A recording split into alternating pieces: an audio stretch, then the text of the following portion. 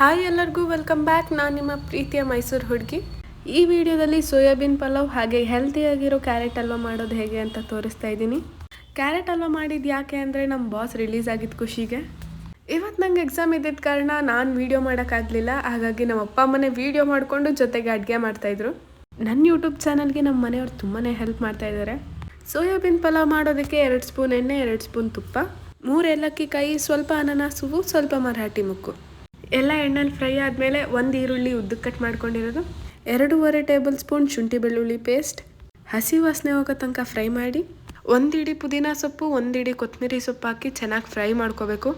2 tomato cut ಮಾಡಿ, 2 ಮೆಣಸಿನ್ಕಾಯಿ ಹಾಗೆ ಹಾಕೋಬೇಕು. ರುಚಿಗೆ ತಕ್ಕಷ್ಟು ಉಪ್ಪು, 3 ಟೇಬಲ್ ಸ್ಪೂನ್ ಅಚ್ಕಾರದ ಪುಡಿ, 1 ಟೇಬಲ್ ಸ್ಪೂನ್ ಧನಿಯಾ ಪುಡಿ ಹಾಗೆ ಗರಂ ಮಸಾಲ ಹಾಕಿ ಚೆನ್ನಾಗಿ ಫ್ರೈ ಮಾಡಿ, 1 ಬೌಲಷ್ಟು ಸೋಯಾಬೀನ್ಸ್ನ ಬಿಸಿನೀರಲ್ಲಿ ಕುದಿಸಿ ನೀರು ತೆಗೆದು ಕುಕ್ಕರ್ ಒಳಗೆ ಹಾಕಿ ಮಿಕ್ಸ್ ಮಾಡ್ಕೋಬೇಕು. ಹಾಗೆ 4 ಟೇಬಲ್ ಸ್ಪೂನ್ ಆಗಷ್ಟು ಮೊಸರು ಹಾಕೋಬೇಕು.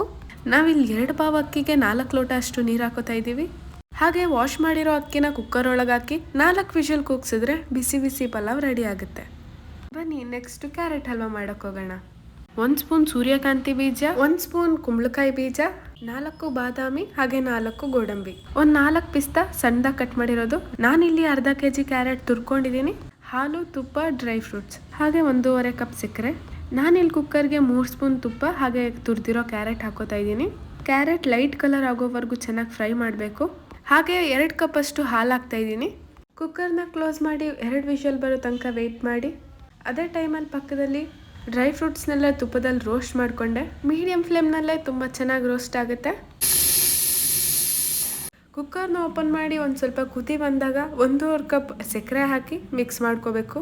ಲಾಸ್ಟಲ್ಲಿ ತುಪ್ಪ ಬಿಡಬೇಕಾದ್ರೆ ಹುರಿದಿರೋ ಡ್ರೈ ಫ್ರೂಟ್ಸ್ ಹಾಕಿ ಒಂದು ಒಳ್ಳೆ ಮಿಕ್ಸ್ ಕೊಡಿ. ಲಾಸ್ಟಲ್ಲಿ ಡ್ರೈ ರೋಸ್ಟ್ ಮಾಡಿರೋ ಪಿಸ್ತಾ ಹಾಕಿ ಒಂದು ಒಳ್ಳೆ ಮಿಕ್ಸ್ ಕೊಟ್ಟರೆ ಬಿಸಿ ಬಿಸಿಯಾದ ಕ್ಯಾರೆಟ್ ಹಲ್ವಾ ಒಂದು 15 ನಿಮಿಷದಲ್ಲೇ ರೆಡಿ ಆಗೋಗುತ್ತೆ. ಸರ್ವ್ ಮಾಡಬೇಕಾದ್ರೆ ಪಿಸ್ತಾನ ಇನ್ನೊಂದು ಸ್ವಲ್ಪ ಮೇಲೆ ಸ್ಪ್ರಿಂಕಲ್ ಮಾಡಿಕೊಟ್ರೆ ಚೆನ್ನಾಗಿರುತ್ತೆ. ಈ ವಿಡಿಯೋ ಇಷ್ಟ ಆಗಿದ್ರೆ ನನ್ನ ಚಾನಲ್ನ ಸಬ್ಸ್ಕ್ರೈಬ್ ಮಾಡಿ.